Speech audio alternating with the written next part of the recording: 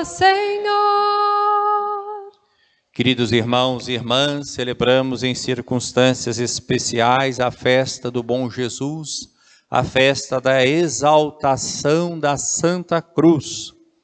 É uma festa que nos remete, é claro, à sexta-feira da Paixão, porém, com a perspectiva já da vitória da ressurreição. Exaltação da Santa Cruz significa a vitória definitiva de Jesus Cristo sobre o pecado e sobre a morte. Nós vemos que esse foi o caminho de Deus.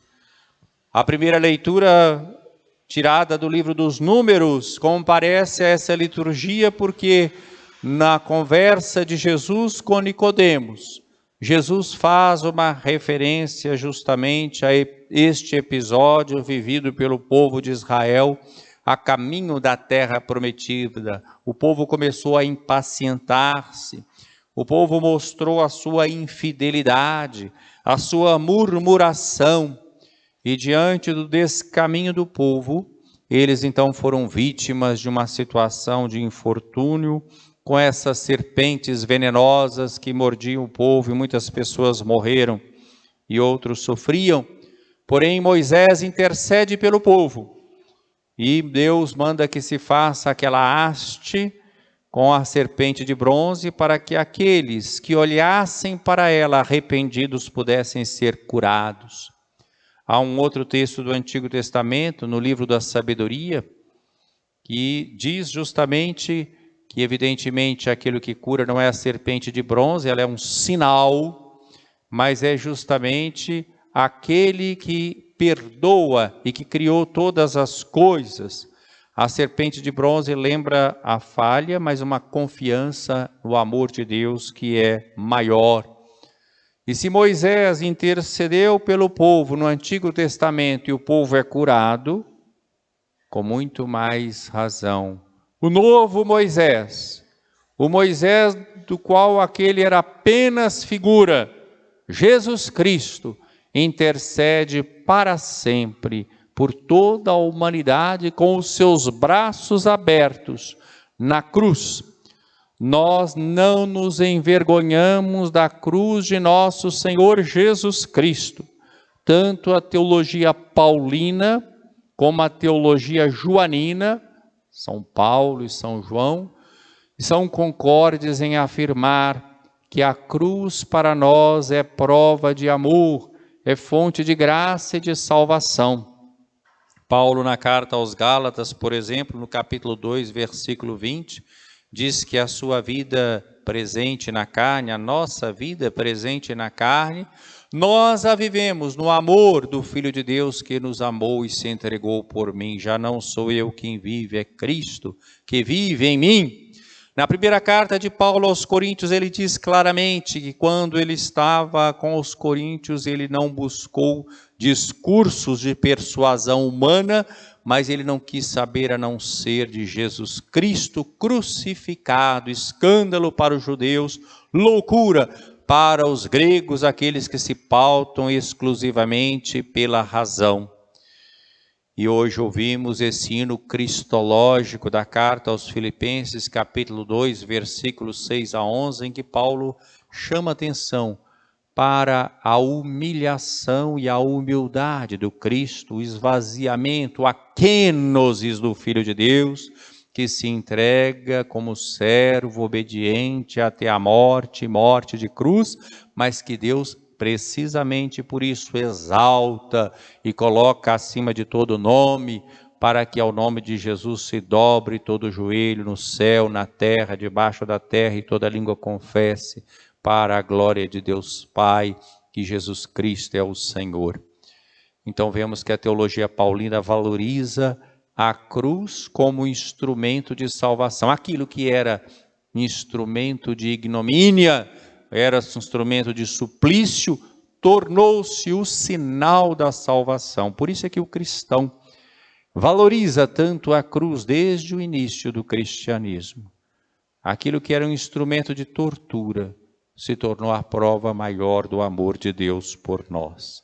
Também nesse trecho de João que nós ouvimos hoje, capítulo 3, discurso, conversa de Jesus com Nicodemos, Jesus vai dizer para Nicodemos que ninguém subiu ao céu a não ser aquele que desceu do céu, o Filho do Homem. Vemos o mesmo movimento de que Paulo fala na segunda leitura de hoje, carta aos Filipenses. Quer dizer, há uma descida do céu, há um movimento de rebaixamento, de encarnação. De quem? Do Filho do Homem. Jesus é aquele que assumiu plenamente a humanidade nossa, a humanidade ferida pelo pecado para libertá-la do pecado. E aí vem a comparação. Como Moisés levantou a serpente no deserto, assim é necessário que esse Filho do Homem que desceu do céu seja levantado, seja exaltado. Aqui, é claro, não se faz não só uma referência à cruz, elevado na haste, como aquele que de braços abertos, crucificado, intercede pela humanidade, mas como aquele que é o ressuscitado, como aqui nessa igreja representamos também, com a imagem do Cristo ressuscitado, para que todos aqueles que nele creem tenham a vida eterna. E João vai dizer nesse versículo precioso, versículo 16, que é um resumo de todo o seu evangelho, de toda a sua teologia: Deus amou tanto o mundo que ele deu o seu Filho unigênito, para que não morra todo aquele que nele crer, mas tenha a vida eterna. Então vemos a concordância entre a teologia paulina e a teologia joanina. Paulo vai enfatizar que nós somos salvos não pela observância da lei, mas pela fé. E João também vai dizer, só que João chama a atenção, dá um passo além desse texto tão bonito que nós ouvimos na segunda leitura da carta aos Filipenses. João vai dizer o quê? Que Deus amou tanto o mundo. Ele coloca essa outra categoria, a categoria do amor, o que vai ser retomado depois na primeira carta de João, no capítulo 4, versículos 8 e 16. Deus é amor. Então a cruz é prova de amor. Nós já sabíamos, talvez, examinando as Sagradas Escrituras, o Antigo Testamento, que Deus nos amava. Há passagens belíssimas do Antigo Testamento que falam do amor de Deus. Por exemplo, aquela de Isaías: poderia uma mulher esquecer o filhinho que gerou? Ainda que isso acontecesse, eu não me esqueceria de ti, né? Porque o nosso nome está gravado na palma da mão de Deus. Texto belíssimo. Ou um texto de Oséias, por exemplo, que fala do amor de Deus por nós como se fosse o amor materno, né, também. Mas nós não saberíamos até que ponto esse amor de Deus já mencionado no Antigo Testamento, testemunhado na história da salvação, até que ponto ele chegaria, a não ser com a descida do Filho do Homem, com a vinda do Verbo de Deus que assumiu a nossa condição e desceu obediente até a morte, morte de cruz. Nós vimos que o amor de Deus não recuou diante do mal, da maldade, da vingança, do pecado, das forças do antirreino, das trevas que recusaram a luz que é Jesus Cristo. Isso para nós é absolutamente fundamental e é característico do cristianismo. O mal é vencido pelo bem. O pecado, o ódio são vencidos pelo amor, pelo perdão. Então é um amor que é misericordioso, que assume a miséria humana. É o encontro do amor gratuito de Deus com a miséria humana. Por isso, amor misericordioso. Por isso nós falamos bom Jesus. É alguém que responde ao mal fazendo o bem. Isso está muito bem expresso também no capítulo 13 do Evangelho de São João, quando nós lemos antes da última ceia: tendo amado os seus que estavam no mundo, amou-os até o fim. Amou-os até a doação total da vida.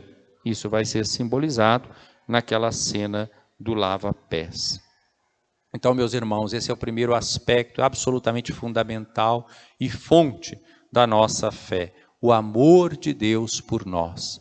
Deus se deixou crucificar, Deus se deixou matar, e da cruz ele pronuncia a palavra do perdão.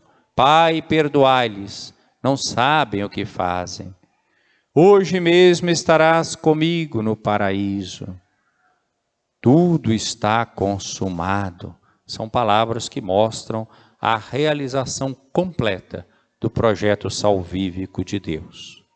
Porém, se por um lado nós vemos que Jesus vence o mal pelo amor e se deixa matar e ressuscita, a história continua ainda ferida pelo pecado, e são muitos os crucificados. O nosso amor ao bom Jesus, nosso reconhecimento ao amor de Deus que nos abraça, que nos salva, se dá no amor concreto aos crucificados da história, aos pobres, aos enfermos, aos pecadores, aos excluídos de toda a espécie. Porque a paixão de Cristo continua na paixão da humanidade que sofre pela injustiça, sofre pela maldade, sofre pelo pecado. Deus continua amando essa humanidade, oferecendo a ela esta salvação. E o sinal desta presença, desse amor misericordioso de Deus hoje, devem ser os discípulos missionários de Jesus Cristo. Todos nós que fomos batizados e que formamos o povo sacerdotal, o povo servidor, o povo profético. Nós devemos ser aqueles que testemunhamos pelos nossos gestos no seguimento de Jesus esse amor de Deus, para que se realize em nossas vidas aquilo que Jesus diz: vós sois o sal da terra, vós sois a luz do mundo. Seria uma grande contradição se nós fizéssemos festa para o bom Jesus, se nós beijássemos a imagem do bom Jesus, nesse tempo não está podendo tocar, muito menos beijar, mas se nós fizéssemos todo tipo de homenagem ao Senhor, mas o desprezássemos nos nossos irmãos e irmãs que sofrem, nos pequenos, nos pobres, nos sofredores de toda espécie. Santo Agostinho chega a comentar isso, um suposto diálogo de Jesus conosco. Tu me cobres de beijos, né? Mas os teus pés me ferem com os pregos, né? Porque pisamos nos irmãos e irmãs crucificados no hoje da história. Então devemos nos perguntar: quem são aqueles que aguardam o nosso gesto de amor misericordioso? Que a nossa devoção ao bom Jesus se traduza justamente em obras de misericórdia. Tive fome e me destes de beber, tive sede e tive fome e me deste de comer, tive sede e me deste de beber, estava nu, me vestistes, doente, me visitastes, na prisão me consolastes, peregrino, me acolhestes. Quando foi, Senhor? Toda vez que isso foi feito ao menor dos meus irmãos, foi feito a mim. Queridos irmãos e irmãs, neste tempo de pandemia, de isolamento social, nós somos todos convidados a renovar a nossa fé no amor misericordioso de Deus e sermos cuidadores uns dos outros, cuidadores daqueles que nos são próximos em nossa família, cuidadores daqueles irmãos e irmãs. Continua a pandemia, embora nós estejamos talvez numa fase um pouco melhor, os cuidados não devem ser relaxados. Nós devemos continuar com os mesmos cuidados. É um sinal muito concreto de amor, é um sinal de cuidado, de respeito pelo semelhante, de respeito por cada um de nós, criado à imagem e semelhança de Deus e chamados a essa vida plena pela qual o bom Jesus deu a vida. Que nós cuidemos não só da vida neste mundo, mas desta vida verdadeira que vale a pena, que é a vida marcada pelo amor. Mais importante até do que a própria vida são as razões de viver. Não basta a pessoa esticar a vida, nós não defendemos simplesmente um esticamento da vida. Viver nesse mundo de forma tranquila e saudável. Não, viver com qualidade. O que é viver com qualidade? Viver com amor. A grande qualidade da vida é amar e servir. Louvado seja nosso Senhor Jesus Cristo. Para sempre seja louvado.